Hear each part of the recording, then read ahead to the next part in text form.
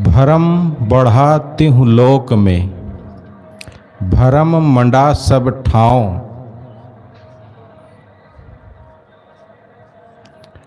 गुरुवर कबीर साहब जी की पंक्ति है ये कि तीनों लोक में भरम व्याप्त है। हर आदमी भ्रम में जीता है, संदेह में जीता है, संशय में जीता है, एक रास्ते पर नहीं चलता है, दृढ़ निश्चय नहीं होता है, उसके मन में संदेह रहता है, ये सही कि वो सही। और इसके कारण से मनुष्य का जीवन खंडित हो जाता है। संशय सब जग खंडिया, संशय खंडे न कोय, संशय खंडे सो जना जो शब्द विवेकी होए। संदेह किसका होता है? आदमी को, जिन बातों को वो नहीं समझ पाता है ठीक से। ईश्वर है कि नहीं है, यही सबसे बड़ा संदेह है आजकल। भगवान है कि नहीं है तो कहाँ है, कैसे काम करता है, या क्यों काम नहीं करता है। जिसके अंदर ये प्रश्न उठता है वो इसका समाधान कहाँ ढूंढ पाता है। अभी कुछ दिन पहले कोई महात्मा बता रहे थे कि किस समय बेल पत्ते पर शहद लगा करके पूजा करने से परीक्षा में अच्छे नंबर आते हैं। बेल पत्र पर शहद लगाकर पूजा करने से परीक्षा में अच्छे नंबर आते हैं। बहुत बड़े प्रवक्ता हैं, शायद आप लोग टीवी पर सुने होंगे। अब सोचने वाली यहाँ बात ये है कि जो बता रहे हैं इस बात को, क्या वो अपने बच्चे को स्कूल भेजते हैं कि बेल पत्र पर शहद रख के पूजा करवाते हैं?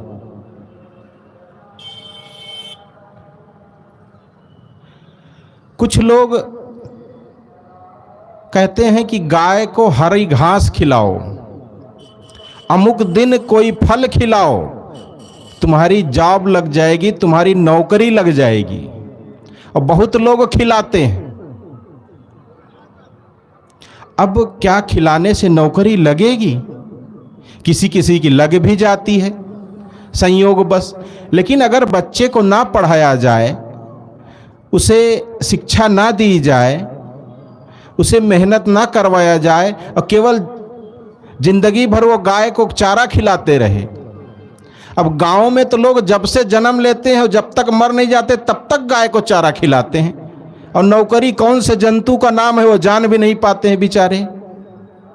लेकिन पढ़ा लिखा आदमी, कोई महात्मा अगर ऐसा कह दे कि गाय को चारा खिलाने से जाप लग जाती है तो दौड़ पड़ता है। एक हमारे साथी ने बताया कि साहब मैं दिन भर आज गाय ढूंढ रहा हूं, गाय मिल ही नहीं रही है। मुंबई में रहता है वो। कहे कि शाम को जाके 4 बजे गाय मिली, तब उसको हम लाल फल खिला पाए। कोई पंडित या कोई बता दिया था कि तुम्हें हर इस दिन को गाय को लाल फल खिलाना है। अब लाल सेब तो मिल गया आसानी से, अब वहाँ गाय ही ना मिल रही है। कहे महाराज बहुत परीक्षाएं दिया और परेशान हो गया। तब महात्मा के पास गया तो महात्मा ने बताया कि तुम गाय को चारा खिलाओ, घास खिलाओ हर दिन, और अमुक दिन फल खिलाओ। अब ये बात अगर सत्य होती तो कितने गांव वाले जो गाय पाले हैं उन सबकी नौकरी नहीं लग जाती। कुछ महात्मा हैं जो सब कुछ जानते हैं। ध्यान से सुनिए मेरी बात, मैं क्या कह रहा हूं। कुछ महात्मा इस भारतवर्ष में ऐसे हैं जिनको सब कुछ पता है। आपके एटीएम का पासवर्ड पता है उनको, आपका मोबाइल नंबर पता है उनको, आपको कौन सा रोग है ये भी पता है उनको। कौन कौन सी आपको बीमारी है, किस समाधान के लिए आप आए, पूरा बायोडाटा उनके पास है। सब आप खुलेआम लाइव वो सबके सामने बोल देते हैं कि आपके एक पत्नी तो घर में है, एक लेकिन बाहर भी है। लोग डर जाते हैं, चौंक जाते हैं। लेकिन जब उनको धमकी मिली तो सरकार के पास गए, थाने में गए कि हमारे पास अज्ञात लोगों ने संदेश भेजा है कि हम तुमको मार देंगे। तो हमें जेड, अब जेड क्या सुरक्षा होती मैं तो ज़्यादा नहीं जानता, लेकिन जेड नाम की कोई सुरक्षा होती सरकार की तरफ से, वो सुरक्षा प्रदान की जाए। और वो सरकार से जेड सुरक्षा लिए, जिसके वजह से उनके पास कई गनर रहते हैं कि उनको कोई मार न दे जान से। अब वो सब के बारे में तो जानते हैं कि कौन किसका कहाँ क्या कैसे संबंध है, कौन क्या झूठ बोल रहा है, कौन क्या सही है। तो क्या उनका जो दुश्मन है, जो उनको मारने वाला है, उसके बारे में नहीं जान सकते हैं? डायरेक्ट उसी को पकड़ ले। अभी हिंदुस्तान के बॉर्डर पर कौन घुसपैठिया अंदर घुस रहा है, क्या इसकी खबर नहीं होगी उनको? किसकी कौन बहन बेटी कहाँ बीमार है, कैसे ठीक होगी, इसका पता है। और आतंकवादियों के बारे में नहीं पता है। वो तो यही कहते हैं मुझे सब कुछ पता है, भगवान की कृपा से, प्रभु की कृपा से, देवता की कृपा से मैं सब कुछ जानता हूं। अगर आप सब कुछ जानते, सब कुछ में तो चोर बदमाश भी आते हैं ना। पुलिसकर्मी लोग, सीबीआई वाले लोग एक एक चीज की खोज करने के लिए कितनों साल लगा देते हैं। इन बाबा लोगों को नहीं बैठा लेना चाहिए कि चलो बाबा जी आप थोड़ा अंतर ध्यान होकर के बता दो कहाँ है, सीधा जाके उसी को पकड़ लूं। काहे कि 3-5 करूं, इधर उधर दौड़ूं, कितना पैसा खर्च होता है। अपने बारे में नहीं जानते हैं। अभी कुछ दिन पहले एक कहानी सुनाया था ना कि एक ज्योतिषी एक राजमहल में गया। राजा ने पूछा तुम कौन हो? कहा मैं ज्योतिषी हूं, सबका भविष्य बताता हूं। राजा थोड़ा समझदार था, कहा देखो इसको ले जाओ कारागृह में, पहले 50 कोड़े लगाओ, फिर इसको मेरे पास लेके आना। अब 50 कोड़े जब उसको लगे ज्योतिषी को, तो उसका तो हाय तौबा हो गया, कमर टूट गई, पूरा लाल लाल हो गया, जगह जगह छाले पड़ गए, बेचारा कहारने लगा। लेकिन राजा के पास पेश किया गया। फिर पूछे राजा कि बताओ तुम कौन हो? वो फिर कहता है कि मैं ज्योतिषी हूं। कहे मूर्ख, तुम्हें इतना नहीं पता था कि राजा के यहाँ जाऊंगा 50 कोड़े लगेंगे, और तुम कहते हो मैं ज्योतिषी हूं? तुम हमारा भविष्य बताने आए हो यहाँ? तुम्हें अपना भविष्य पता था कि नहीं, ये बताओ पहले। कि अगर तुम्हें पता होता कि मैं राजा के यहाँ जाके मार खाऊंगा, तो तुम क्या यहाँ आते? नहीं आते। लेकिन उसे अपना ही पता नहीं है और दूसरों का भविष्य बता रहे हैं। इसी रोड पर, त्रिवेणी रोड पर आप सीधे आगे चले जाइए, बंधा पार करिए, वहीं पर एक आदमी काले घोड़े के नाल की अंगूठी बेच रहा है और कह रहा है कि आप एक अंगूठी पहन लीजिए, 10 रुपए की है या 20, और आपकी सारी मनोकामना पूर्ण होगी, जो आप चाहते हैं वो होगा। और माइक छोटा सा रखा है और साइकिल पर रखा है, चिल्ला रहा है काले घोड़े के नाल की अंगूठी में। धीरे से पूरा सुना कह क्या रहा है ये, और हमको भी पकड़ लिया। कहा महाराज एक तो पहन लीजिए, सारी इच्छा पूरी हो जाएगी। मैं कहा मन शांत हो जाए? कहा बिल्कुल, आप पहनिए तो जो चाहिए वो मिल जाएगा। कोई आया, महाराज हमारे यहाँ भैया बहुत गरीबी है, क्या इससे दूर हो जाए? कहे हाँ बिल्कुल, आप पहनिए तो। अब 10 रुपये की अंगूठी से किसी की गरीबी दूर हो जाए, कौन नहीं ले लेगा? मैं कहा लाओ भाई हमको भी दे दो, हम भी लेके चलने लगे। कहा ए महाराज पैसा? मैं कहा पैसा? तुम्हें पैसा भी चाहिए? कहा हाँ। मैं कहा एक तो इसी में से पहन लो और तुम भी इच्छा करो कि तुम्हारे पास भी धन हो जाए। अगर ये बात सत्य है, सबको बता रहे हो, तो एक अंगूठी तुम भी उठा के पहन लो ना इसी में से। लेकिन कहा आप इधर लाइए पहले, हमारे हाथ से अंगूठी ले लिया।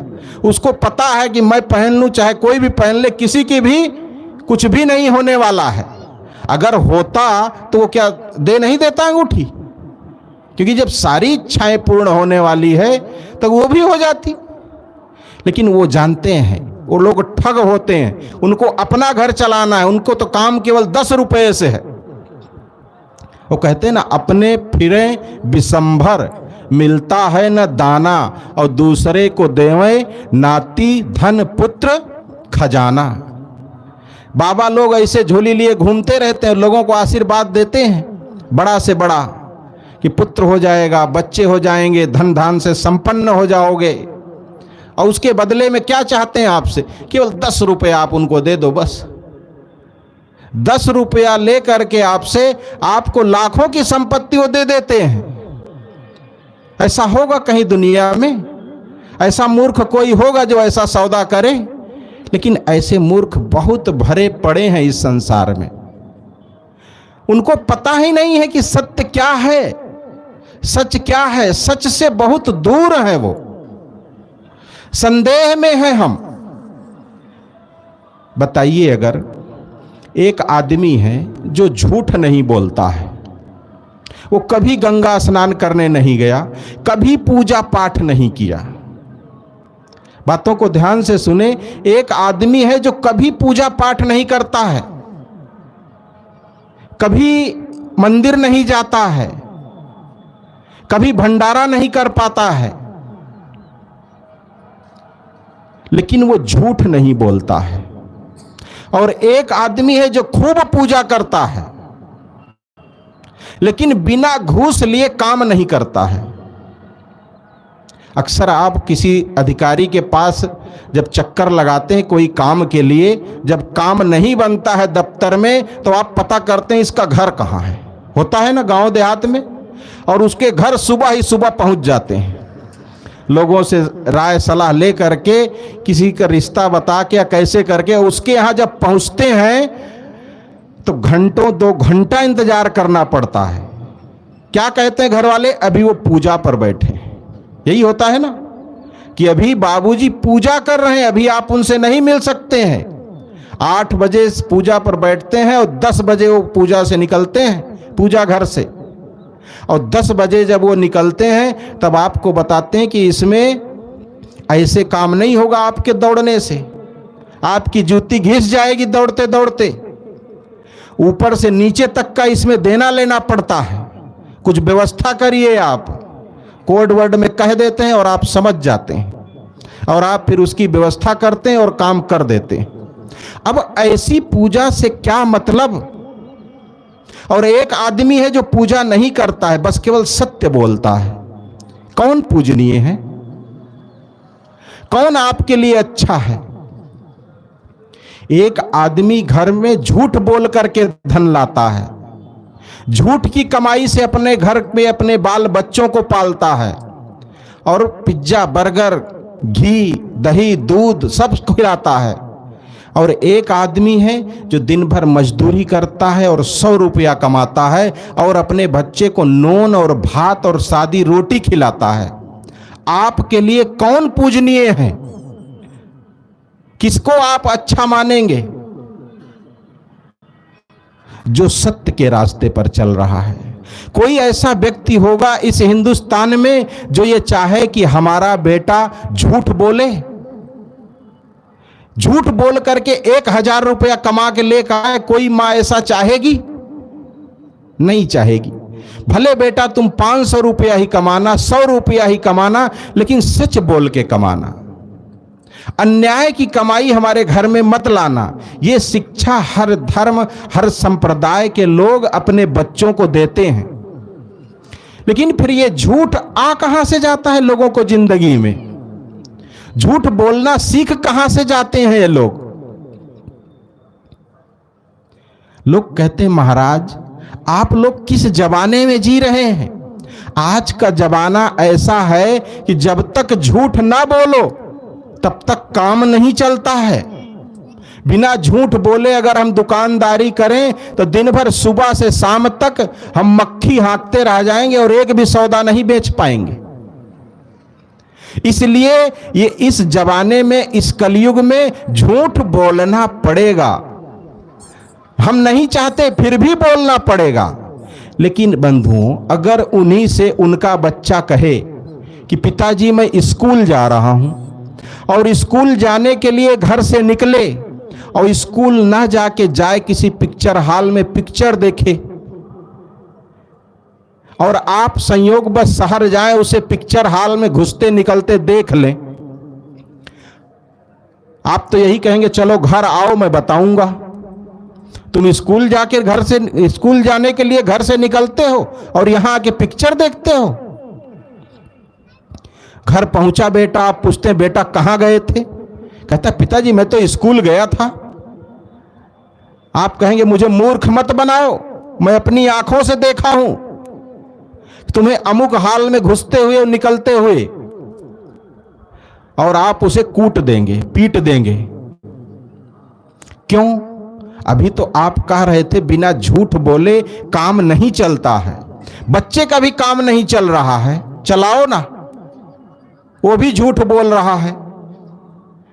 लेकिन ऐसा नहीं है। हम चाहते हैं कि हम चाहे जितना झूठ बोले, हमसे कोई झूठ ना बोले, बस लोग सुधरे, हम तो सुधरने के लिए तैयार हैं। सब यही सोचते हैं कि लोग सुधरते नहीं महाराज, लोग सुधर जाएं, हमको कितना देर लगेगी सुधरने में, हम तो झूठ छोड़ ही देंगे। लेकिन लोग नहीं छोड़ते, इसलिए हमको भी बोलना पड़ता है। शुरुआत बंधु हमें अपने आप से करनी पड़ेगी। हम पहले झूठ बोलना छोड़ दें, फिर लोग हमारे साथ झूठ नहीं बोल पाएंगे। आप ऐसा जीवन जीजिए कि आपके साथ कोई झूठ ना बोल पाए। एक महात्मा, सच्ची घटना है, हमारे एक महात्मा एक बार बाजार गए और बाजार में नींबू वाला नींबू बेच रहा था 10 रुपया किलो, बहुत सस्ता। कहे भाई चलो, जरूरत तो नहीं थी लेकिन 1 किलो हम भी ले लेते हैं, अचार बना लेंगे। और कहे भैया 1 किलो हमको भी दे दो, भीड़ में बहुत लोग खरीद रहे थे। वो कहा कि महाराज थोड़ा रुक जाइए, आपको बाद में दूंगा। कहे आए भाई, कौन सा पाप कर दिए हम, सफेद कपड़ा पहन लिए तो, लेकिन कोई बात नहीं, चलो तुम और लोगों को निपटा लो फिर देना।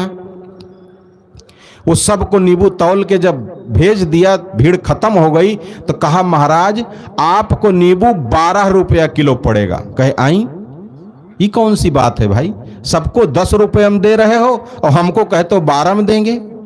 तो कहा हाँ, आप महात्मा है, आपके साथ मैं गलत नहीं कर सकता। कहे गलत सही की क्या बात है इसमें, तुम नींबू बेच रहे हो 10 रुपया किलो, 10 रुपया किलो, हम भी कहते हैं 1 किलो दे दो। तो कहा महाराज बात ऐसी है कि मैं और लोगों को कम तौलता हूं, 1 किलो नहीं देता हूं, 800 ग्राम ही देता हूं। और अपना तराजू उलट के दिखाया, उसमें चुम्बक चिपकाया हुआ था पीछे। आप महात्मा हैं, आपके साथ मैं गलत नहीं कर पाऊंगा, आपको पूरा 1 किलो तौलूंगा चुम्बक हटा के, लेकिन पैसा पूरा 12 रुपया लूंगा। महात्मा जी को बड़ी प्रशंसा हुई, चलो तुम कुछ समझे तो कम से कम। ऐसा जीवन हमारा भी बन सकता है। अगर हम अपने जीवन को ऐसा बनाएं तो हमारे सामने झूठ टिक नहीं पाएगा। कोई अगर आपके से कोई झूठ बोले तो आप केवल मौन हो जाइए, चुप हो जाइए, बस झूठ की जड़ें हिल जाएंगी। जो झूठ बोल रहा है ना, वो परेशान हो जाएगा अगर आप उत्तर नहीं दिए कुछ। तो आप अगर सत्य हैं, सच हैं, कोई आप पर आरोप लगाता है तो आप केवल चुप हो जाइए। झूठ बोलने वाला तिलमिला जाएगा कि अब कौन सा बाण छोड़ूं मैं कि जिससे ये परेशान हो। यहां बाहर एक बोर्ड लगा भी होगा, झूठे आरोपों का सर्वोत्तम उत्तर मौन है। लेकिन आदमी मौन नहीं हो पाता है, बोलने लगता है, और बोलते ही फिर उसने आपको 4 गाली दी, 4 गाली आपने उसको दी, फिर बात तो बराबर हो गई ना, दोनों की गलती बराबर हो गई। तो ऐसा नहीं करना है। अपने जीवन के सत्य को समझना है, अपने जीवन में सत्य को स्थान देना है। कबीर साहब ने कह ही दिया है, सांच बराबर तप नहीं। किस क्लास में पढ़े थे इसे? 5वीं में, 4थी में। झूठ बराबर पाप, और जाके हृदय सांच है, ताके हृदय आप। इसका क्या मतलब है इस साखी का? सच्चाई के समान कोई तपस्या नहीं है और झूठ के समान कोई पाप नहीं है। हम घर से ऑफिस के लिए निकलते हैं, हमारे पास फोन आता है कि इतना देर हो गई अभी तुम ऑफिस नहीं पहुंचे। हम तुरंत उसे बोल देते हैं कि भैया बस रास्ते में हूं, जाम लगा हुआ है। छोटा बेटा बोलता है पापा जी अभी तो आप जूता भी नहीं पहने हैं और कहते हैं कि रास्ते में हूं, जाम लगा हुआ है। आदमी छोटी सी बात के लिए झूठ बोल देता है। क्यों? दूसरे की कमाई खाते हैं क्या हम? अपने बाजुओं पर भरोसा नहीं है कि हम 2 रोटी सच्चाई की कमा सके? नहीं है। जिनको नहीं है वही झूठ बोलते हैं, चाहे अपने बास से, चाहे अधिकारी से। जिनकी औकात नमक रोटी की है वो घी की रोटी खाना चाहते हैं झूठ बोल करके। बस थोड़े शब्दों में कहा जाए तो औकात हमारी है कि हम नून भात खाएं, लेकिन झूठ बोल करके हम सब्जी भात खाना चाहते हैं। अगर औकात होती हमारी सच्चाई की रोटी खाने की तो हम नून भात में खुश होते, नमक रोटी में खुश होते। लेकिन झूठ बोल करके थोड़ा पैसा मिल जाता है, थोड़ा सा सम्मान मिल जाता है। बस आपके घर में जब आप घर में गए, आप एक बहुत अच्छा कांच का गिलास लाए थे और घर में आपके 2 बच्चे हैं। दोनों में किसी एक बच्चे ने कांच के गिलास को तोड़ दिया। आप जाके पूछे इसको कौन तोड़ा? इसको मैं कल ही लाया था। दोनों बच्चे बोल दिए कि मैं नहीं जानता। आप शांत हो जाएं, किसी को नहीं पीटेंगे, लेकिन आपको तो पता है तोड़ा इसी ने है। अगर वही बच्चा, एक बच्चा उसमें से आगे आए, पिताजी मैं ये काम कर रहा था और मेरा हाथ लगा, ये कांच का गिलास टूट गया हमसे, आप किसे अच्छा मानेंगे? जो झूठ बोल दिया हमसे नहीं टूटा है, तो टूटा उसी से था, लेकिन वो कह दिया हमसे नहीं टूटा है। लेकिन एक बच्चे से जब टूटा, उससे आप पूछे तो कह दिया कि हां पिताजी मेरे से टूटा है। आप किस पर विश्वास करेंगे? जो सत्य बोला भले वो मार खाया हो। तो बंधुओं, सत्य की बहुत आवश्यकता है आज जीवन में। बिना सत्य के हमारा जीवन नहीं चल सकता है। आज हम जिंदा हैं तो थोड़े मोड़े सत्य की वजह से ही। झूठ के आधार पर हमारा जीवन नहीं चल सकता है। केवल अपने आप को धोखा दे सकते हैं बस कि भगवान, जमाना, महाराज आज झूठ का है और बिना झूठ बोले काम नहीं चलता है। आप कितना भी ये बात मुख से कह लें, लेकिन आप चाहते सत्य ही हैं। आप थोड़ा सा भी सामान खरीदते हैं, सब्जी, टमाटर, फल, तो एकदम देखते हैं सावधानी से कहीं सड़ा वाला ना डाल दे इसमें। परखते हैं उसको, देखते हैं अपनी आंखों से कि कोई हमारे साथ गलत ना करने पाए। तो बिना सच के ये जीवन चल नहीं सकता है। सच को हमें जीवन में स्थान देना होगा। जब हम सब जन्म लिए तो हमारे माता पिता खुशियां मनाए, घर में थाली बजाई गई, लड्डू बांटे गए, गुड़ बांटे जाते हैं गांवों में कि अमुक के घर में बेटा पैदा हुआ। वो बेटा आगे चल के झूठ बोलेगा, चोरी करेगा, बेईमानी करेगा, घी में डालडा मिलाएगा, इसलिए खुशियां मनाई जाती हैं। अगर ऐसा आदमी सोचे कि हमारे जन्म पर हमारे पिताजी बहुत खुश हुए थे, चलो हमारे भी घर में एक पुत्र पैदा हुआ, लेकिन वो पुत्र क्या आगे चल के झूठ बोलेगा, 4 लोगों को ठगेगा, दूसरों को धोखा देगा?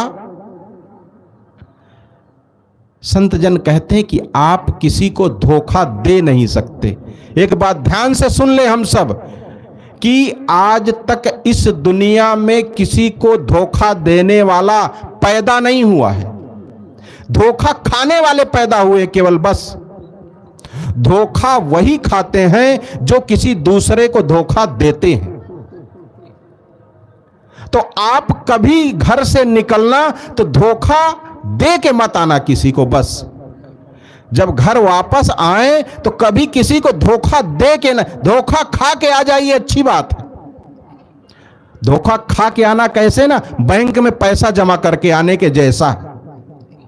एक आदमी जाता है, उसके पास पॉकेट में 10,000 रुपया है, वो बैंक में धर के आ जाता है। 4 साल 10 साल बाद वो 20,000 हो जाता है। धोखा भी ऐसे है।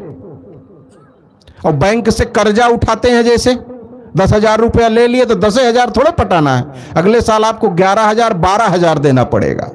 और धोखा भी ऐसे है, अगर आप धोखा दे के आए हैं तो ब्याज सहित आपको वो वापस करना पड़ेगा किसी न किसी दिन। बिहार की एक सच्ची घटना है, आपको सुनाता हूं, आपके कान खड़े हो जाएंगे अगर आप कभी किसी को धोखा दिए होंगे जिंदगी में। तो बिहार में आए साल बाढ़ आती है, आप लोगों को पता होगा। वहां कोसी नदी है एक, जो वहां के लिए अभिशाप मानी जाती है। इतना पानी आ जाता है कि लोगों को घर द्वार छोड़ के भागना पड़ता है, दूसरे गांव में जाके शरण लेनी पड़ती है। तो एक बार बहुत बाढ़ आई, थोड़ा ज्यादा बाढ़ आ गई, तो पूरे गांव के लोग अपने बीवी बच्चों और कीमती सामान जितना ले जा सकते हैं घर छोड़ करके दूसरे गांव में चले गए, ऊंचे गांव में। जब ऊंचे गांव में चले जाते हैं तो वहां लोग उनके लिए छप्पर छा देते हैं, या कहीं अपना बरामदा या जहां जानवर रहते वहां की जगह खाली कर देते कि भैया यहां रह लो, 10-15 दिन की बात है, फिर बाढ़ खत्म हो जाएगी और तुम अपने गांव चले जाना। तो वैसे गांव में लोग, कई हजार लोग लगभग आए शरणार्थी, उनको जगह दे दी गई, गांव वाले 10 यहाँ 5 यहाँ 15 वहां। तो उन लोगों को खाने को नहीं मिलता था, खाने को नहीं मिलता था। अब उसमें कई लोग ऐसे, कई माताएं ऐसी थी जिनकी गोद में दुधमुहे बच्चे थे, छोटे छोटे। बातों को ध्यान से सुनेंगे, मैं कहना क्या चाहता हूं। माताओं की गोद में छोटे छोटे बच्चे थे। तो वहां के विधायक ने सुना कि अमुक गांव में इतने शरणार्थी आए जिनके पास खाने पीने को कुछ नहीं है। तो गांव को फोन लगाए प्रधान को कि कितने शरणार्थी, कितने माताएं होंगी, कितने बच्चे होंगे, थोड़ा पता करके बताओ। तो बताए कि लगभग 150 माताएं हैं जिनके पास छोटे बच्चे। कहे देखो मैं ज्यादा तो कुछ नहीं कर सकता, लेकिन जिन माओं के पास बच्चे हैं ना छोटे छोटे 5 साल से नीचे वाले, इनके लिए आधा किलो दूध मेरी तरफ से बंटवा दो।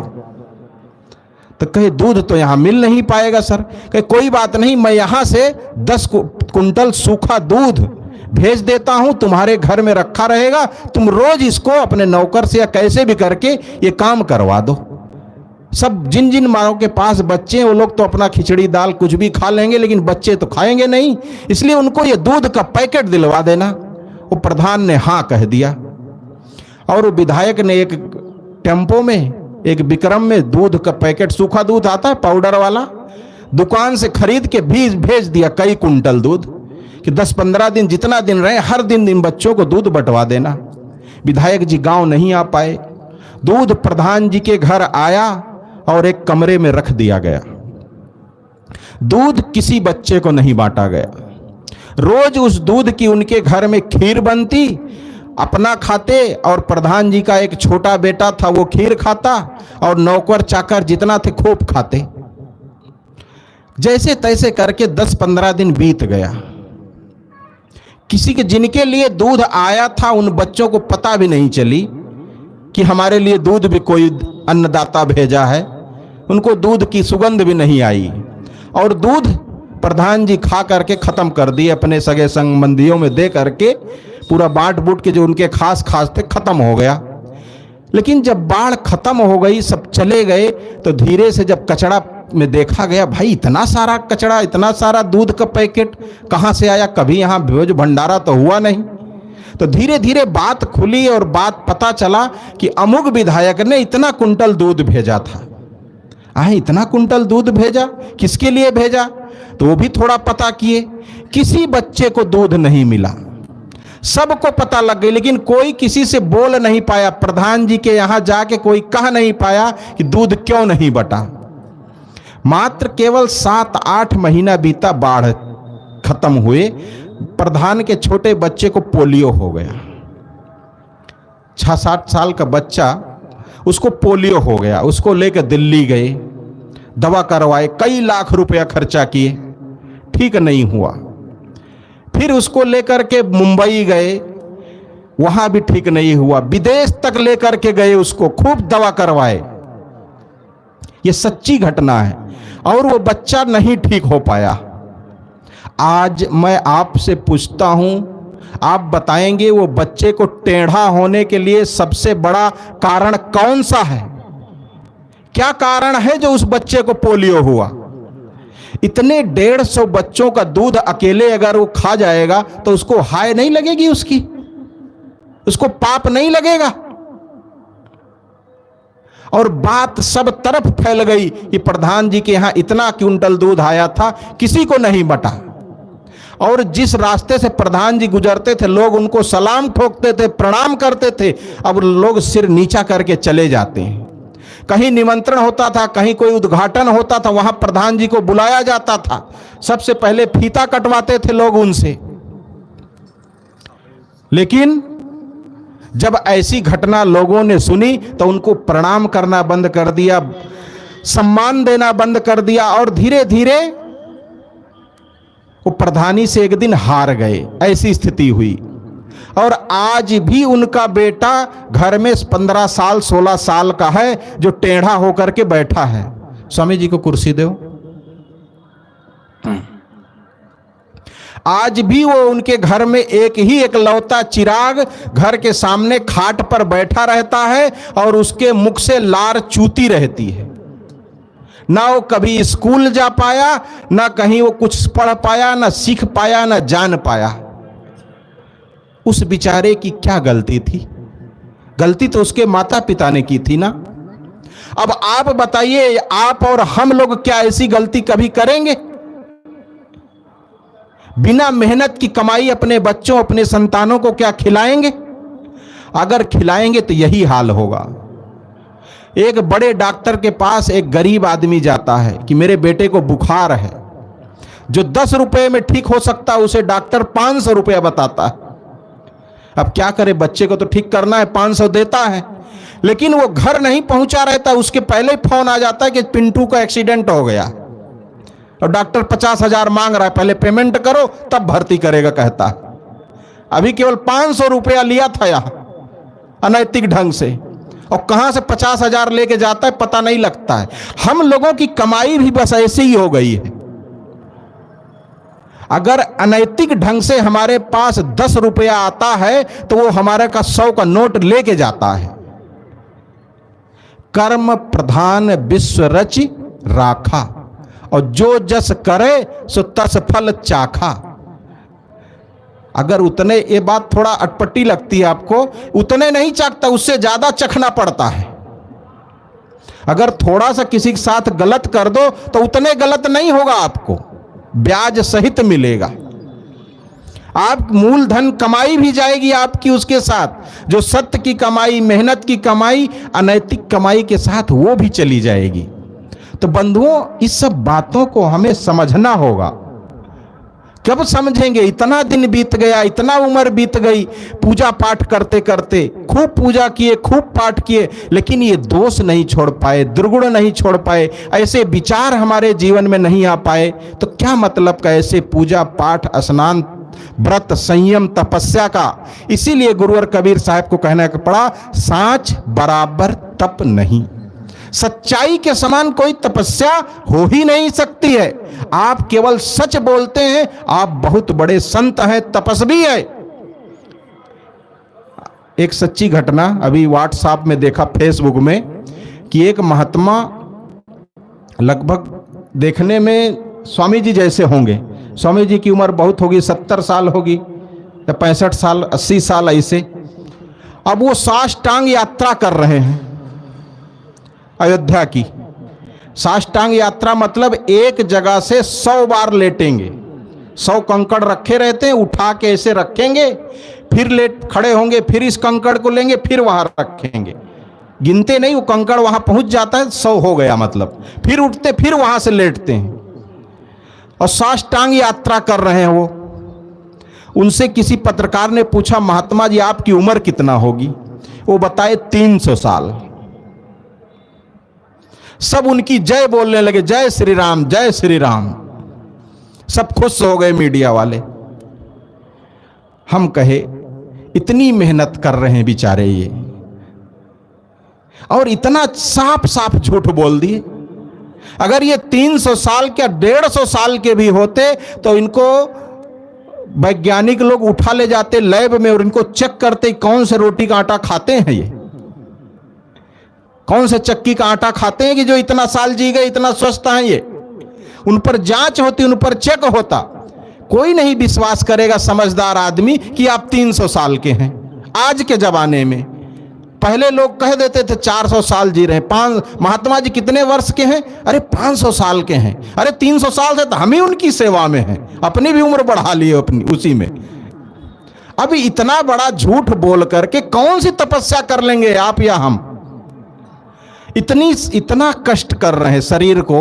इतना सबसे बड़ी यात्रा, सबसे कठिन यात्रा साष्टांग प्रणाम यात्रा, मतलब 100 बार एक जगह प्रणाम करके यात्रा की जा रही। लेकिन उस यात्रा के पीछे केवल दिखावा और मान सम्मान की केवल इच्छा है, तो वो यात्रा किस काम की?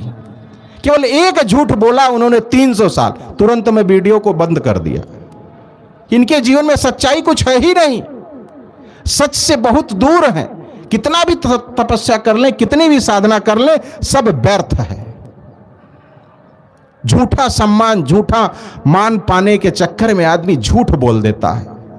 और झूठ के समान गुरुवर कबीर साहब कहते कोई पाप दुनिया में है ही नहीं। झूठ अगर बोल दिए तो उससे बड़ा पाप कुछ नहीं। जो झूठ बोलता है वो कुछ भी कर सकता है। एक सच्ची घटना कहते हैं कि एक आदमी, एक पंडित जी थे, वो अपने बेटी के लिए लड़का ढूंढ रहे थे। तो कहते हैं लड़के में 36 गुण होना चाहिए। तो वो सब गुण ढूंढ डाले, सब मिले, कभी 25, कभी 30, कभी 35। लड़की की उम्र बड़ी होती जा रही है, तो उनको 36 गुण वाला लड़का नहीं मिला। तो एक जगह मिला जिसमें 35 गुण थे। कहे कि बस एक ही तो कमी है, हमें मान लेना चाहिए, ज़्यादा नहीं परेशान होना चाहिए। 36 गुण नहीं 35 तो है, इसी को बात कर लेते। कौन सा दुर्गुण है उसके बारे में बात करते, उसको भी धीरे से छुड़वा देंगे और इसी से शादी कर लेते, करवा देते हैं अपने बच्चे की। और पंडित जी उससे पूछे, बेटा क्या तुम नशा करते हो? कहे नहीं। कहे जुआ खेलते हो? कहे नहीं। शराब पीते हो? नहीं। बीड़ी पीते हो? नहीं। सब कुछ पूछ डाले, सब कुछ नहीं। आखिर है कौन सा चीज जो तुम करते हो? वो कहे कि बस झूठ बोलता हूं। मतलब जितना कहा था सब व्यर्थ। कहे यार ये तो बड़ी गलत बात है तब तो यही हाल है। जिसके जीवन में झूठ बोल दिया जो, वो कुछ भी कर सकता है। और इस बात को बंधुओं हमें समझना होगा। हमें अपने जीवन में सत्य को स्थान देना होगा, जितना दे पाए। जरूरी नहीं कि आप एकदम हरिश्चंद्र बन जाए, सत्यवादी बन जाए, लेकिन जितना हो सके, जितने में आपका काम चल सकता है उतना चलाइए। थोड़ी थोड़ी चीजों के लिए, 10-10 रुपए के लिए आप झूठ मत बोलिए। और धीरे धीरे करके अपने जीवन से सारे झूठ को खत्म कर दीजिए और सत्य पर दीजिए। आपके पास अभी शक्ति है, ताकत है, पैसा है, घर है, जमीन है, जायदाद है, मेहनत कर सकते हैं, गेहूं बो सकते हैं, रोटी खा सकते हैं, तो क्यों झूठ बोले? तो गुरुवर कबीर का यह संदेश कि हम अपने जीवन में सत्य को स्थान दें और झूठ को छोड़ें, असत्य को छोड़ें, संदेह में ना रहें, भ्रम में ना रहें। भ्रम में पढ़कर, संदेह में पढ़कर अपने साथ, अपने बच्चों के साथ कुछ अहित ना करें, कुछ गलत काम ना करें और किसी की बातों पर, किसी ऐसे बाबा महंत धर्म गुरु के चक्कर में, झांसे में ना फंसें।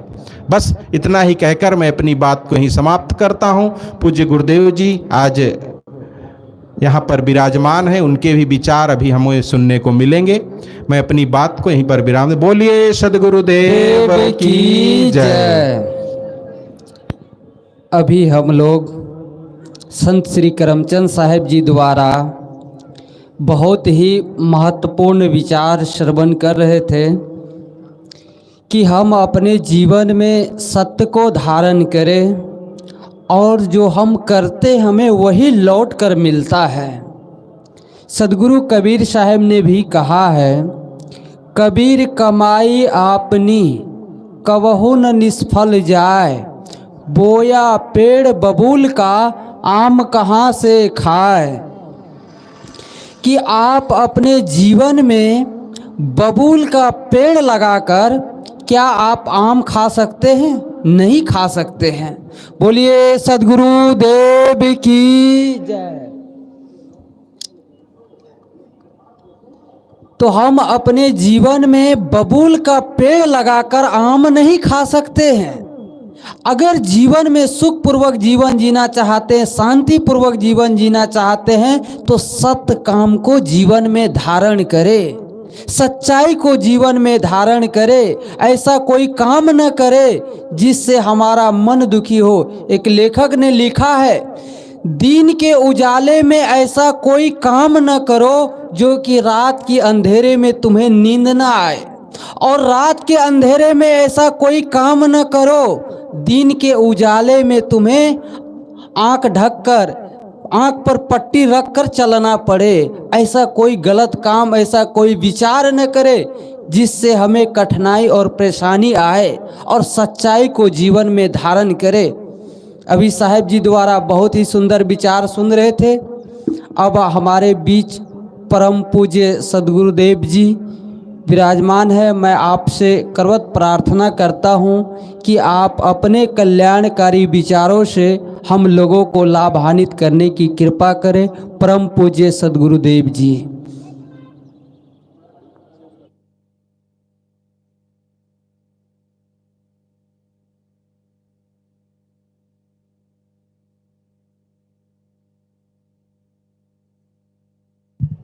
ये तो माइक ले या दूसरा कोई 4:30 तक चलेगा ना।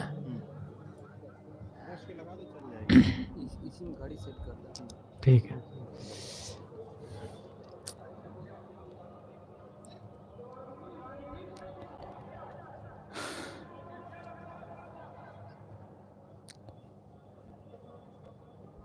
माघ मेले के पावन अवसर पर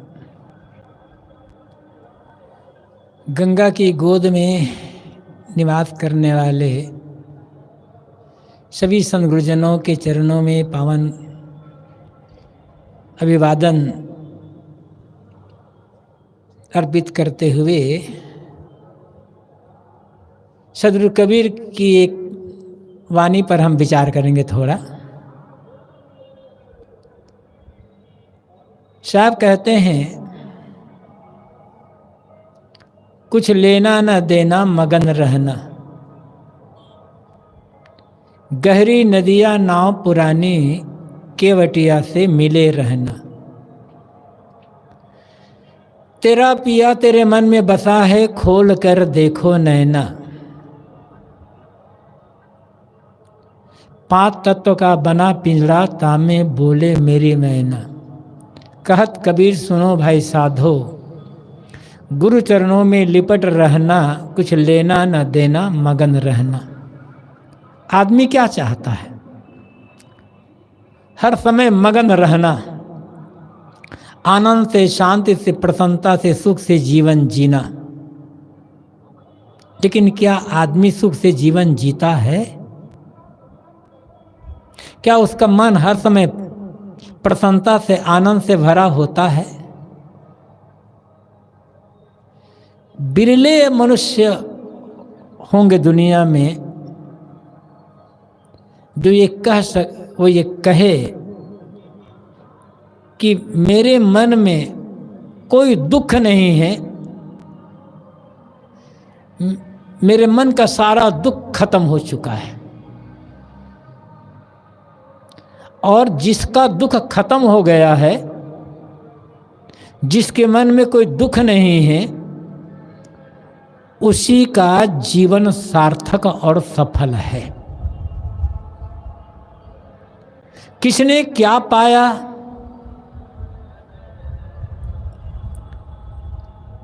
कितने बड़े पद में हैं, ये कोई महत्वपूर्ण बात नहीं है, बड़ी बात नहीं। 3 चीजें आदमी चाहता है। इफरात धन हो, बहुत बड़ा धनवान बन जाऊं, बड़ी विद्या हो मेरे पास, खूब विद्वान बनूं, और बड़ी प्रतिष्ठा हो, बड़ा पद हो। पद को भी जोड़ लें तो 4, पैसा, पद, प्रतिष्ठा और विद्वता। क्या ये मिल जाए तो आदमी का दुख खत्म हो जाएगा। जीवन में पैसे की आवश्यकता है, इससे इनकार नहीं किया जा सकता। आदमी पढ़ता लिखता है तो विद्वान भी बन जाता है, विद्वता भी आवश्यकता है लोगों अपने समझने के लिए, समझाने के लिए। समाज है तो सामाजिक व्यवस्था को बनाए रखने के लिए कोई पद की भी आवश्यकता हो, किसी को बड़ा मानना पड़ता है तो पद की भी आवश्यकता होती है। और आप अच्छे काम करते चलें तो प्रतिष्ठा हो जाएगी। तो पद, पैसा, प्रतिष्ठा, विद्वता, ये सब व्यवहार की चीजें हैं। लेकिन इनके बल पर कोई सोचे कि मैं आनंद से, शांति से, प्रसन्नता से जीवन जी लूंगा, तो धोखा है।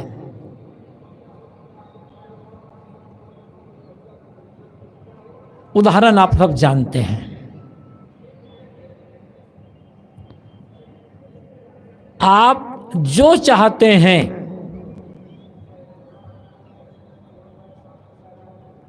वो सब के सब रावण के पास था।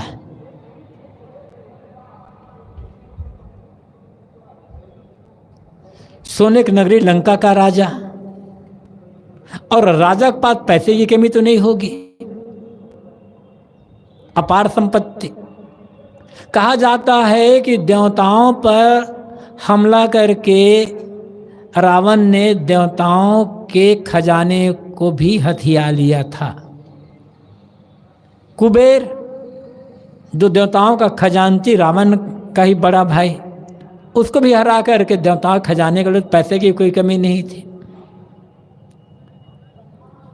राजा था, अब इससे बड़ा पद और क्या चाहिए? पद तो है। चारों वेदों का प्रकांड पंडित,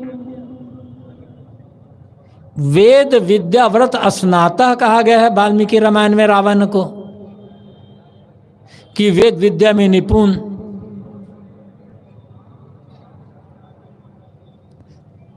सब तरफ रावण का डंका बजता था, रावण का नाम तो सब जानते थे।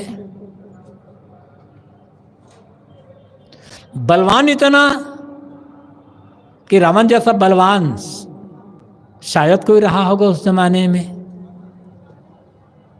वाल्मीकि रामायण में प्रसंग आता है कि विश्वामित्र जब राजा दशरथ के दरबार में आए हैं और उन्होंने कहा है कि मैं यज्ञ करना चाहता हूँ, राक्षस आते हैं और मेरे यज्ञ को विध्वंस कर देते हैं, यज्ञ पूरा नहीं हो पाता, तो आप राम और लक्ष्मण को दे दीजिए।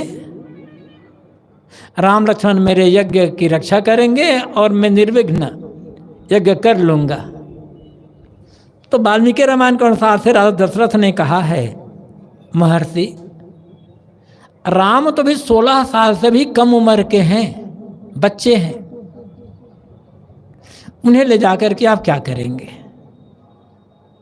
आप मुझे आज्ञा दें, मैं आपके साथ चलूंगा और मैं आपके यज्ञ की रक्षा करूंगा, और मैं देखता हूं कि कौन आता है आपके यज्ञ को विध्वंस करने के लिए।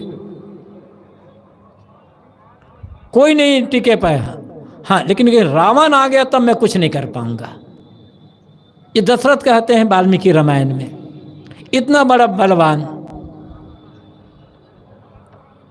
और भक्ति क्षेत्र में भी देख लो, शंकर का बड़ा पुजारी, भगवान शंकर जिसे कहा जाता है, उनका बड़ा पुजारी रावण, सब जानते हैं। गोस्वामी जी ने भी कहा है मानस में, उत्तम कुल पुलस्त करन आती, शिव बिरंच पूजे वो भाती। मान्यता यह है कि जो लोग आज शिव तांडव गाते हैं, वो शिव तांडव रावण का लिखा हुआ, रावण का बनाया है। इतना बड़ा भगत था, इतनी सारी योग्यताएं जो आप सोच भी नहीं सकते हो रावण के पास था। लेकिन क्या रावण सुखी था सचमुच में? रावण के दुख खत्म हो गया था? यदि रावण सुखी होता तो सीता का अपहरण क्यों करते? क्या एक सुखी व्यक्ति जो भीतर से प्रसन्न हो, जिसके मन का दुख खत्म हो चुका है, एक पराई नारी का अपहरण करेगा? इंद्र जो स्वर्ग का राजा है, स्वर्ग का मालिक, देवताओं का अगुआ, कहा यह जाता है कि इस दुनिया में, जीवन में जब पुण्य का काम करोगे तो मरने पर तुम्हें स्वर्ग मिलेगा, और स्वर्ग में कोई दुख नहीं, कोई दुख नहीं है स्वर्ग में, सुख ही सुख, सुख ही सुख है। तब एक आम आदमी इस दुनिया में पुण्य का काम करने के फल में मरने पर स्वर्ग जाता है, वहाँ उसका सब दुख खत्म हो जाता है, तो स्वर्ग के राजा का क्या हाल होगा? वो तो महाआनंदित, महासुखी होगा। लेकिन क्या इंद्र सुखी था? यदि सुखी होता तो अहिल्या के साथ छल क्यों करते हैं? क्या एक सुखी आदमी अहिल्या के साथ छल करेगा? जिसके भीतर का दुख खत्म हो चुका है, जो पूरी तरह से प्रसन्न है, पराई नारी के सतीत्व का हरण करेगा?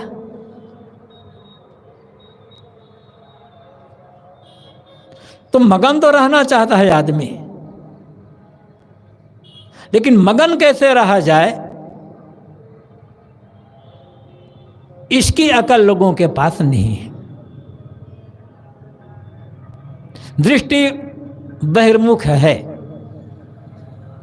और बहिर्मुख दृष्टि होने पर दुनिया के प्राणी, पदार्थ, पद, प्रतिष्ठा को ही मान लेता है यही जीवन का लक्ष्य है, और जितना ये ज़्यादा होंगे उतना आदमी सुखी होगा। रावण की बात, इंद्र की बात हम साहित्य में पढ़ते हैं। आज देख लो, जिनके पास ये चीजें हैं क्या वो सुखी हैं? मैं ये नहीं कहा था जिनके पास ये चीजें वो सुखी नहीं हो सकता। धनी हो गरीब हो, सुखी वह होगा जिसके पास विवेक होगा, सही समझ होगी, और उस समझ के अनुसार से सही व्यवहार, सही आचरण होगा, वो सुखी होगा। मन जब सही होगा तो आदमी सुखी होगा, और उसी मन पर आदमी का ध्यान नहीं है। सब कुछ को आदमी व्यवस्थित करता है, सब कुछ को अच्छा बनाता है, और मन को अच्छा नहीं बना सकता। हर चीज अच्छा बनाएं, जितना बना सकते हैं, जो बना सकते हैं, बढ़िया से बढ़िया बनाने का प्रयास करें। लेकिन जब तक मन बढ़िया नहीं होगा तब तक कहीं चले जाएं, आनंद से जीवन जीना संभव नहीं होगा। और मन बढ़िया है तब किसी चीज की आवश्यकता नहीं है, जीवन निर्वाह तो होना चाहिए। और यही तो नहीं हो रहा है। साहब कहते हैं, कुछ लेना ना देना मगन रहना। मगन रहना चाहते हो तो बड़ा सरल उपाय है, कुछ भी करने का आवश्यकता नहीं है, एक पैसा भी खर्च नहीं होगा। यदि सुख, आनंद, प्रसन्नता, शांत ये सब पैसे से मिलते तो जितना सुख आनंद है ना सबको खरीद खरीद करके ये सेठ लोग गोदाम में भर लेते, थोड़ा थोड़ा निकाल कर बेचते रहते। लेकिन चाहे सौभाग्य कहो चाहे दुर्भाग्य कहो, सुख, आनंद, शांति, प्रसन्नता, संतोष ये कभी पैसे से खरीदे ही नहीं जा सकते। ये हर आदमी के भाग्य में है। आदमी के भाग्य में, आदमी के तकदीर में दुख है ही नहीं। हाँ, वे लोग दुखी हो सकते हैं जिनके पास निर्वाह का साधन बिल्कुल ही ना हो, या किसी का घर, किसी की जमीन जायदाद, किसी के रुपये पैसे किसी बदमाश ने हड़प लिया हो और उसे खदेड़ दिया हो। कल क्या खाएंगे इसके पास, इसके लिए कोई व्यवस्था नहीं है, रहने की कोई जगह नहीं है। ऐसा आदमी दुखी हो तो बात समझ में आती भी कि ऐसी भी है तो ये दुख तो हो सकता है। लेकिन सब कुछ सही है, रहने को पर्याप्त घर है, खाने पीने के लिए इतनी चीजें भरी हुई है कि अपना खाने साथ साथ औरों को भी खिला सकते हैं, फिर भी आदमी दुखी है। इस दुख का कारण क्या है? अपना अज्ञान, अपनी मूढ़ता कह सकते हैं, मन की कमजोरी। लेकिन कोई आदमी ये स्वीकार करने को तैयार नहीं है कि मेरा मन कमजोर है। कोई आदमी स्वीकार नहीं करेगा कि मेरी समझ खराब है, समझ ठीक नहीं है। किसी भी आदमी से आप पूछिए, किसी भी आदमी से आप एक प्रयोग करके देख लें। कल सुबह से लेकर शाम तक जो लोग आपको मिले उनसे पूछिए कि क्या आपका मन सही है, आपका मन बढ़िया है, आपकी बुद्धि सही है। कोई कहेगा नहीं नहीं मेरा मन तो खराब है, मेरी बुद्धि खराब है, मेरी समझ खराब है। हर आदमी कहे हाँ हाँ मेरा मन बढ़िया है, मेरा मन बड़ा खराब कैसे होगा, मेरी समझ कैसे खराब होगी। स्वीकार नहीं करे। हर आदमी का अहंकार है मेरा मन बढ़िया, मेरी समझ बढ़िया, मैं दूसरों से ज्यादा बुद्धिमान। किसी से पूछ कर देख लो और कि आप ज्ञानी है क्या, ज्ञानी है, कहे कि मैं भला ज्ञानी हो सकता हूं। हर आदमी को ज्ञानी होने का अहंकार है, चाहे साधु हो चाहे गृहस्थ, चाहे स्त्री पुरुष कोई भी हो, हर आदमी अपने को ज्ञानी मानता है। उससे ये पूछो आदमी को और क्या आपके जीवन जीने का तरीका सही है? जो काम आप करते हैं क्या आप सही काम करते हैं?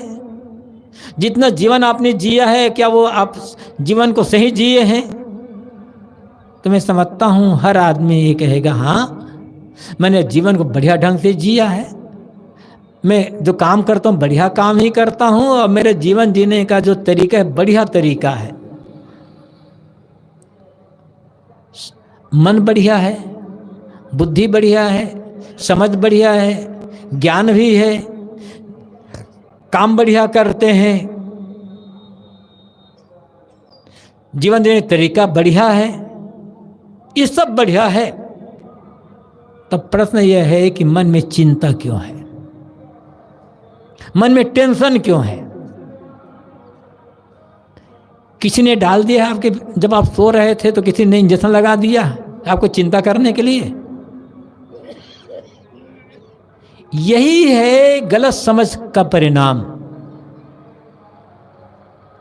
कोई दुख है तो मानना पड़ेगा कि समझ गलत है, कर्म गलत है और ज्ञान के नाम पर अज्ञान को जी रहे हैं, तरीका सही नहीं है। जिसके जीवन देने का तरीका सही होगा, जिसकी समझ सही होगी, वो गरीबी में भी रह करके दुखी नहीं होगा। तो किसी भी आदमी के भाग्य में दुख नहीं है। दुख केवल हमारी अपनी नासमझी का परिणाम है। किस भगवान को मानते हो, किस भगवान को नहीं मानते, ये सब बिल्कुल ऊपरी बात है, बिल्कुल ऊपर बात है। किसी भगवान को मानने से भी दुख दूर नहीं होगा। कितनी पूजा करते हो इससे भी कोई फर्क नहीं पड़ने वाला है। फर्क पड़ेगा कर्म कैसा करते हो, सोचते कैसे हो। भगवान की भक्ति तो दिन रात भगवान की भक्ति।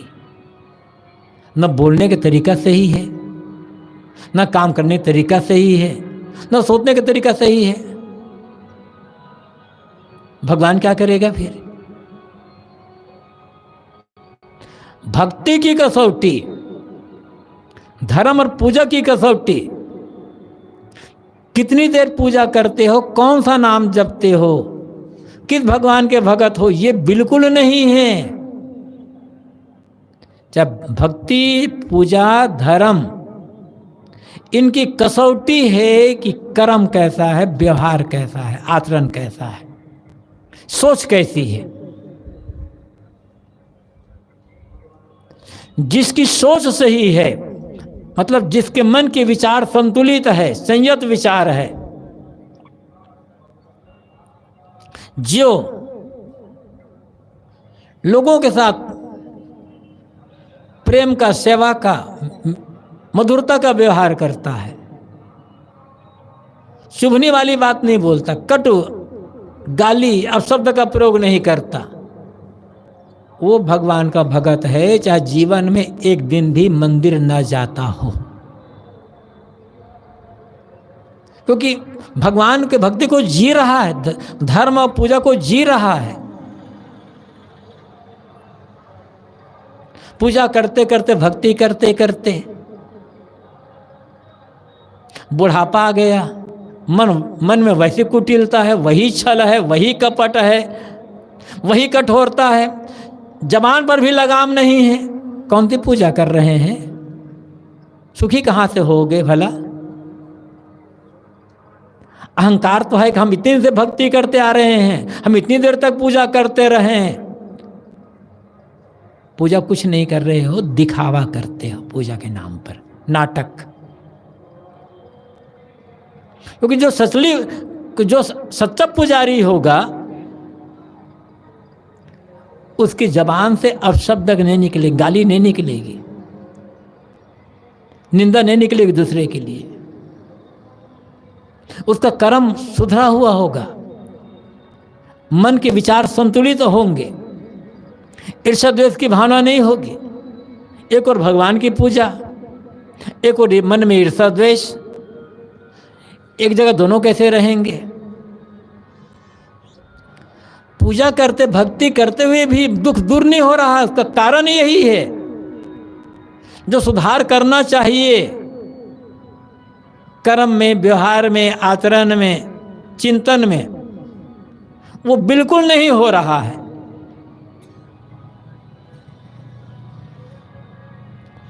कर्म, व्यवहार, आचरण, इनको संतुलित कर ले, फिर किसी भी भगवान की पूजा करें, किसी देवता की पूजा करें, सब बराबर है। कोई देवता, कोई भगवान छोटा बड़ा नहीं होता। वो तो छोटा बड़ा तो आदमी बना लेता है, अपनी सोच के लिए आदमी मान लेता है। वो छोटा आदमी, वो बड़ा आदमी, वो आदमी, ऐसे आदमी ने भगवान को भी छोटा बड़ा बना लिया, देवता को भी छोटा बड़ा बना लिया।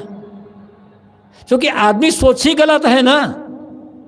जब सोच गलत होगी आदमी को, तो हर चीज को बंटवारा करेगा, उस चीज की भावना रखेगा। सबको आदर दो, सबका सम्मान करो। जो पूजा करना चाहते पूजा करो, लेकिन जब तक मन से ही नहीं होगा तब तक सुखी नहीं हो सकता कोई आदमी। साहब यहां जो कहते हैं कुछ लेना ना देना मगन रहना, मगन रहना चाहते हो तो बड़ा सरल उपाय है, कुछ लेना भी मत और देना भी मत, बस मगन रह जाओगे। इतनी सरल बात है कि कोई भी आदमी जीवन में इसे आचरण में उतार सकता, कोई भी। साहब इतना तो कहते हैं कुछ लेना मत और देना मत, लेकिन ये नहीं बताते हैं कि क्या नहीं लेना है क्या नहीं देना है। छिपी हुई है बात, समझना पड़ेगा।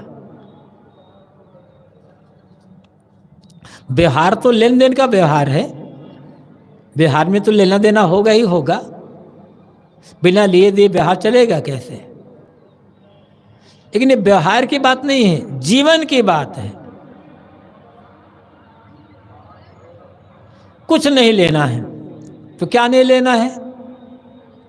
एक चीज लेना है, किसी की बुराई को जीवन में मत लेना,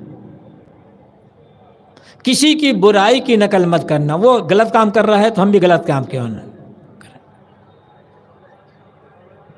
याद रखना होगा। किसी की गलती का उदाहरण दे करके हम अपनी गलती को सही साबित नहीं कर सकते, और दूसरों की गलती को उदाहरण देकर हम बार बार गलत काम कर रहे हैं तो अपने हाथ से अपने पैर पर जानबूझकर कुल्हाड़ी मार रहे हैं।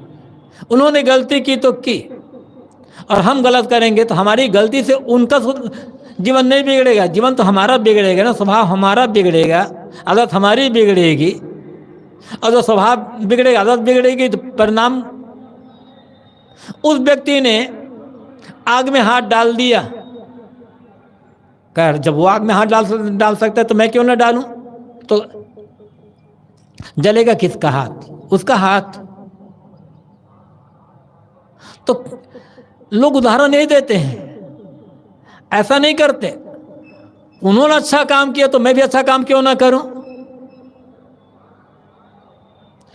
किसी को घर में ही यदि माता पिता या अन्य कोई घर के बुजुर्ग बड़े सदस्य किसी लड़का लड़की को थोड़ा टोके तो तुरंत कहे, देखो भैया को तो नहीं कहते, दीदी को तो नहीं कहते, मुझे ही टोकते हो। ऐसा उत्तर शायद कर देते हो, भैया तो है, दीदी इतना अच्छा काम करते हैं, मुझे तुम लोग क्यों नहीं कहते अच्छा काम करने के लिए? ऐसे सुने कहीं उदाहरण आप लोगों ने? ये तो गड़बड़ी है। उदाहरण लेना है ना, नकल ही करना है तो दूसरों के अच्छाइयों की नकल करें, उनके सद्गुणों की नकल करें, उन शुभ कर्मों की नकल करें। बराबरी करना है तो वहां बराबरी करें। हम देखते हैं पड़ोसी ने 3 तल्ले का मकान बना लिया, हमारा मन का देखो हमारा तो 1 तल्ले का मकान, साथ साथ तो नौकरी करे, साथ साथ व्यापार करना शुरू किए, मैं 1 ही तल्ला में रह गया, 3 तल्ला हो गया। नहीं, मुझे इसे आगे निकलना है, मैं क्या कम हूं दिखा कर रहूंगे इसको, या और ऐसे में कहते हैं। अब फिर जायज तरीके से नाजायज तरीके से पैसा बटोरना शुरू होगा, और हम उसको वो 3 तल्ला बना तो हम 4 तल्ले बना लेंगे, उसे बड़ा मकान बना लेंगे, या अन्य बातों में ऐसे करते हैं। लेकिन शायद एक देखो मेरा पड़ोसी कितनी सेवा करता है, मुझे इसको पछाड़ना है सेवा के मामले में। मेरा पड़ोसी कितना सहनशील है, कोई जैसे 10 गाली देता है तो भी सब्र नहीं, मुझे इससे ज़्यादा शांत रहना है, मुझे इससे ज़्यादा अच्छे कर्म करना है, मुझे इससे ज़्यादा सद्गुणी बनना है, मुझे इससे ज़्यादा तपस्वी बनना है। यदि नकल इस ढंग से हो जाए ना, बराबरी इस ढंग से हो, आगे बढ़ना इस ढंग से हो जाए तो दुनिया का आज भला हो जाए, स्वर्ग बन जाए दुनिया। लेकिन नहीं, ऐसा नहीं करेंगे। अरे वो सेवा करता बुद्धू आदमी की सेवा कर कर कितनी गाड़ी कमाई, हम मुफ्त में दे दें लोगों को, ऐसा कहेगा आदमी। आगे बढ़ना चाहते हैं, सचमुच में सुखी होना चाहते हैं, प्रसिद्धि भी चाहते हैं, लोग आपकी प्रशंसा करें, तो कहीं भी रहें, साधु गृहस्थ हो, कहीं भी रहे, कोई भी हो, दूसरों से सद्गुण में, सदाचार में, त्याग में, तप में, सेवा में, परोपकार में, दान में, धर्म में आगे बढ़ने का काम करें। कभी जीवन में मानसिक तनाव, चिंता, दुख सहन नहीं करना पड़ेगा। पूरी इतना जीवन में इतना आनंद आ जाएगा, इतनी प्रसन्नता भरी रहेगी मन में, ये क्या कहना। हाँ, और अपने से कोई दान धर्म करने में, सेवा करने में, भक्ति करने में, दया क्षमा आदि सहनशील होने में कोई अपने से आगे निकल जाए तो सदैव ये सोचिए ऐसे सभी लोग मुझसे आगे निकल जाए। ईर्ष्या नहीं करना है। या ऐसे भी हो, आपका पड़ोसी संपन्न हो गया, सदैव ये सोचे जैसा मेरा पड़ोसी संपन्न है ऐसे सभी लोग संपन्न हो जाए इस कॉलोनी में, इस मोहल्ले, गांव में, कितना बढ़िया होगा। लेकिन आदमी ईर्ष्या कर लेता है, और ईर्ष्या करने का मतलब बिना आग के जलना। ईर्ष्या एक ऐसी आग है दिखाई नहीं पड़ती, लेकिन आदमी को दिन रात जलाती रहती है। जरा ये सोचो, जहां आप रहते हैं वहां सबसे संपन्न आप ही हैं, बाकी लोग तो बिल्कुल साधारण लोग हैं, गरीब लोग हैं, जीते खाते हैं। केवल आपका मकान ही बहुत बड़ा मकान है और आप बड़ संपन्न आदमी हैं। अब पूरे गांव भर या मोहल्ला भर में जितने भी लोग हैं बिल्कुल विपन्न हैं, गरीब हैं, दुखी हैं, असहाय, कमजोर हैं। आप पर विपत्ति आ गई तो सहायता कौन करेगा आपकी? वो तो विपत्ति, वो तो खुद ही गरीब लोग हैं, खुद ही असहाय कमजोर लोग हैं, सहायता कौन करेगा आपका? हाँ, आप कमजोर हैं, बाकी सबके सब लोग संपन्न हैं, हर प्रकार से आगे बढ़े। विपत्ति आ गई तो कोई ना कोई आपकी सहायता करने वाला मिल ही जाएगा। लेकिन सोच उल्टी है ना आदमी की। सोच जितनी उल्टी होगी उतना आदमी अपने मन की प्रसन्नता को, अपनी शांति को खुद बर्बाद करता चला जाता है। आदमी दुखी है तो केवल अपनी मूर्खता के कारण से दुखी है। ये थोड़ा कठोर बात है, लेकिन आदमी कोई हो, मैं हूं या दूसरे हो, कोई हो, आदमी अपनी मूर्खता को समझने और स्वीकार करने के लिए तैयार नहीं है। हमारे भीतर मूर्खता है, हमारे भीतर कमजोरी है। ये जो स्वीकार करते हैं तभी से दूर करने के लिए हमारे मन में भावना जगेगी। जब है ये नहीं तो क्यों दूर करें? दुख भोगते रहेंगे और दूसरों को दोष देते रहेंगे। और जो आदमी अपने दुख के लिए दूसरों को दोष देगा, जीवन में उसका दुख कभी कम नहीं हो सकता, बढ़ता चला जाएगा। क्योंकि वो सोचता मैं तो अच्छा ही हूं ना। गलती बढ़ती जाएगी, अहंकार बढ़ता चला जाएगा, कर्म गलत होते चले जाएंगे और दूसरों को दोष दे दे करके मन में कुड़ता चला जाएगा आदमी। तो यहाँ साहब जो कहते हैं कि कुछ लेना मत, मतलब किसी की बुराई की नकल मत करना, किसी की गलत कर्मों की नकल मत करना, कि दो दुर्गुणों की नकल मत करना। वो गलत रास्ते में जा रहा है तो उसे जाने दो, उधर मत जाओ।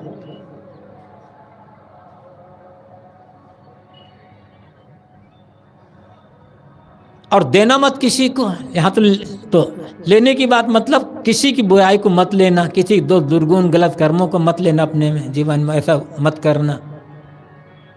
और देने की बात आई तो नियम है दुनिया का, जो हम देते हैं वो हमें लौट करके मिलता है। समय लग सकता है, कभी तत्काल मिलता है और कभी कुछ देर में, कुछ काल में मिलता है, लेकिन मिलेगा जरूर। जो देंगे वो मिलेगा, जो बोएंगे वही काटना पड़ेगा। अब चाहते क्या है अपने लिए, क्या पाना चाहते हैं, सोच ले। प्रेम पाना चाहते हैं तो प्रेम बांटें, सुख पाना चाहते, प्रसन्नता पाना चाहते हैं, सुख और प्रसन्नता बांटें। अच्छा व्यवहार, सम्मान पाना चाहते हैं तो लोगों को सम्मान देना और लोगों का अच्छा व्यवहार करना शुरू कर दें। लेकिन चूंकि यहां साहब कह रहे हैं देना मत, तो क्या नहीं देना है, जानबूझकर तन मन वचन से किसी को दुख मत देना। बस अपने लिए दुख नहीं, क्योंकि दुख देंगे तो लौट कर दुख मिलेगा और थोड़ा नहीं मिलेगा, अनेक गुणों के रूप में मिलेगा। ये बात केवल हवाई बात नहीं है, जबानी बात नहीं है, नियम है। और दुख कौन देता है, जिसका मन खराब है। और देता कौन है, जिसके पास पैसा होगा वो दूसरे को पैसा देगा, जब विद्या होगी वो दूसरे को विद्या देगा, जमीन होगी वो जमीन देगा, मकान होगा मकान देगा। इसके बता कोई दूसरे को दुख देख रहा है, मतलब उसके पास दुख का खजाना भरा है, उसी को बांट रहा है। और जितना बांटेगा वो दुख खजाने को, वो खजाना बढ़ता चला जाएगा। ये नियम है, क्योंकि दुखी आदमी ही दूसरे को दुख देगा। जिसके पास दुख है ही नहीं तो कहां से दुख देगा, कोई हो। बात साधु गृहस्थ की नहीं है, बात स्त्री पुरुष की और धनी गरीब की नहीं है, बात मनुष्यों की है। जो होगा वही तो देगा ना, जिसके भीतर जो रहेगा बाहर निकल आएगा। तो अपने लिए दुख नहीं चाहते, अपने दुख को बढ़ाना नहीं चाहते हैं, तो बड़ा सरल उपाय है। साहब कहते हैं जानबूझकर किसी को दुख मत देना, मगन रहोगे।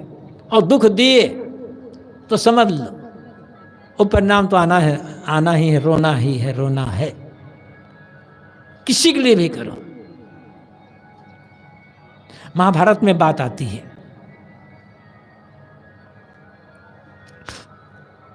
कौरव और पांडवों की लड़ाई, महाभारत का युद्ध सब जानते हैं। उद्देश्य क्या था, बीच में धन राज्य,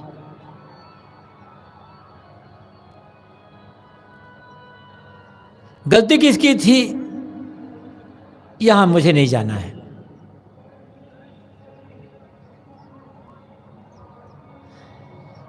लड़ाई हुई राज्य के लिए। कौरव कुल का तो पूरा विनाश हो गया।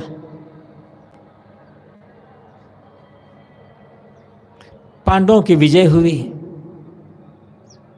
युधिष्ठिर राजगद्दी पर बैठे, राज करने लगे। क्या युधिष्ठिर सुखपूर्वक राज्य कर पाए? पढ़िए महाभारत। जब तक जीते रहे तब तक रोते ही रह गए, और मन की पीड़ा इतनी बढ़ गई, मन का ताप इतना बढ़ गया कि हिमालय में जाकर के गलना पड़ा। लेकिन हिमालय की बर्फ में शरीर को गाड़ दोगे, शरीर ठंडा होगा, मन ठंडा नहीं होगा। अरे तो गुरु को, दादा को, बाबा को, पितामह को, भाई को, भतीजे को मार करके गद्दी पर बैठेगा, क्या हाल होगा उसका? धर्मराज की बात है, युधिष्ठिर की बात है, दूसरे की बात है, ये अमुक की बात नहीं है। ये महाभारत में लिखा हुआ है।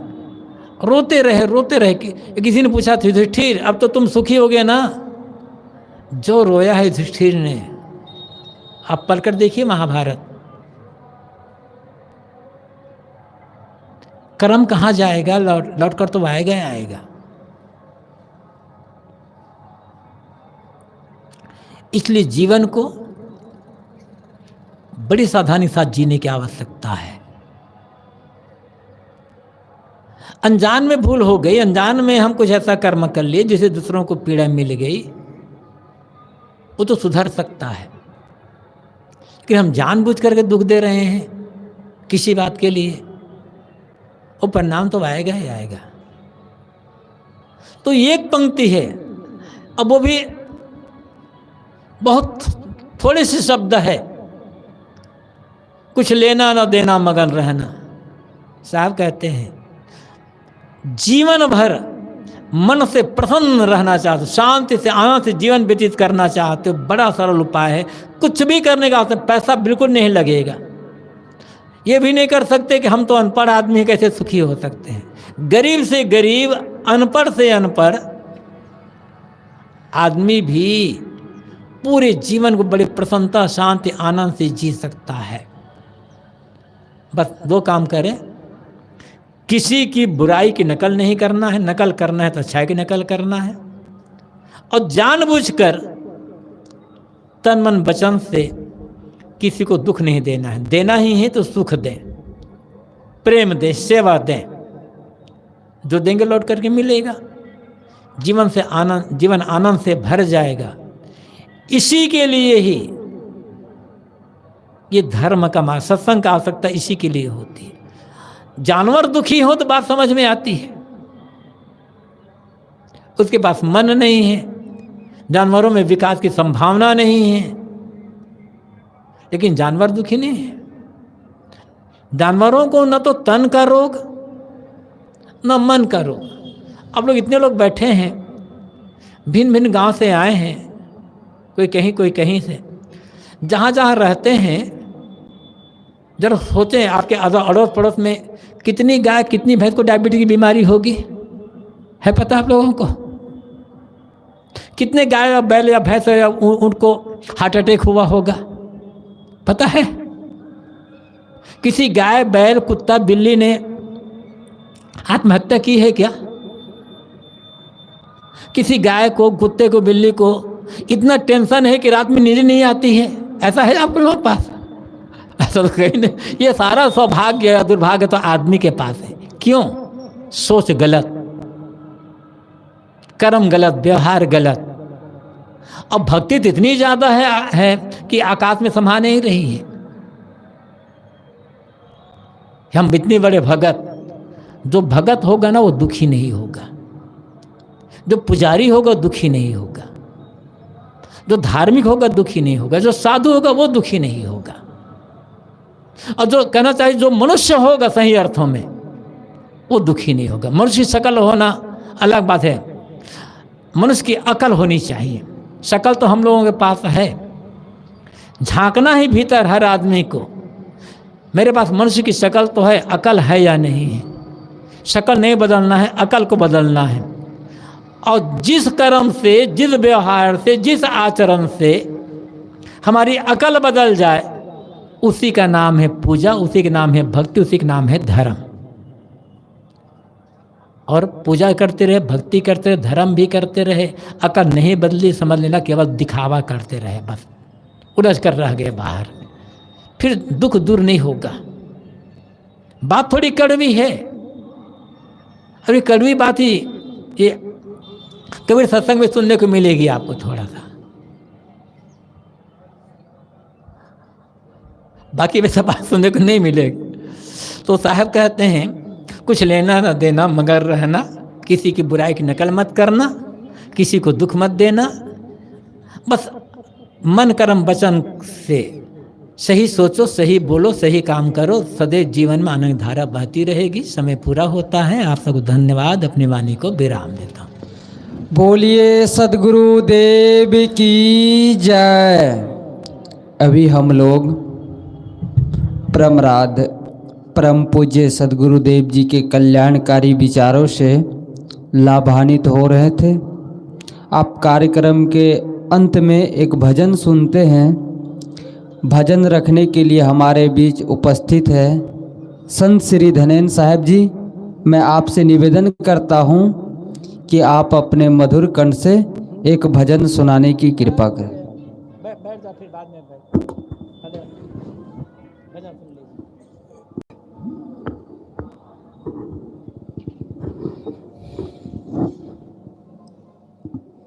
बोलिए सद्गुरु देव की जय।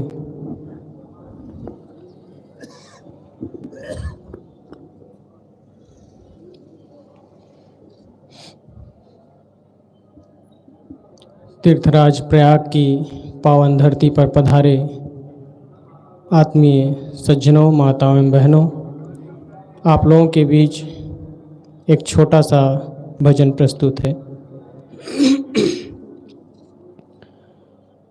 दो दिन की फुलवारी जीवन, मन भंवरा मत भूल। दो दिन की फुलवारी जीवन, मन भंवरा मत भूल। दो दिन की फुलवारी जीवन, मन भंवरा मत भूल।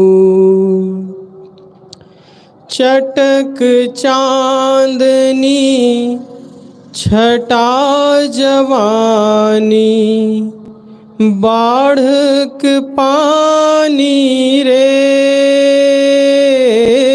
चटक चांदनी छटा जवानी, बाढ़क पानी रे। सुत नारी धन मान बढ़ाई, सुत नारी धन मान बढ़ाई। सेमल को है फूल, मन भंवरा मत भूल। दो दिन की फुलवारी जीवन, मन भंवरा मत भूल। मन भंवरा मत भूल। यह जीवन का कौन भरोसा, श्वास न आए रे। यह जीवन का कौन भरोसा, श्वास न आए रे। कुटुंब कबीला ले मसान में, कुटुंब कबीला ले मसान में। जारी करेंगे धूल, मन भंवरा मत भूल। दो दिन की फुलवारी जीवन, मन भंवरा मत भूल। मन भंवरा मत भूल। बीते समय हाथ पछताना, ते बीते समय हाथ पछताना। तेरे आए रे अवसर मिला, शीघ्र तू कर ले।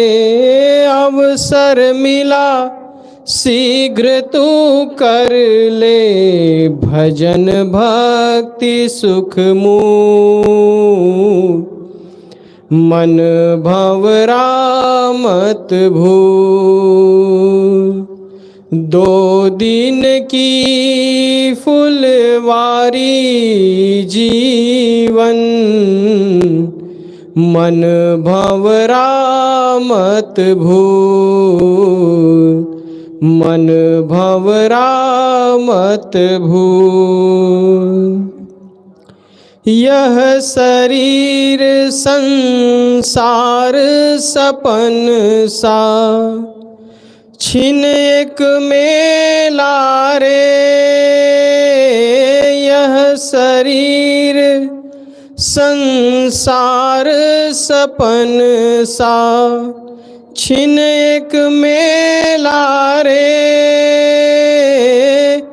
तू अभिलाष विलास विषय तज, तू अभिलाष विलास विषय तज। निज स्वरूप में तू मन भंवरा मत भूल। दो दिन की फुलवारी जीवन, मन भंवरा मत भूल। मन भंवरा मत भूल। मन भंवरा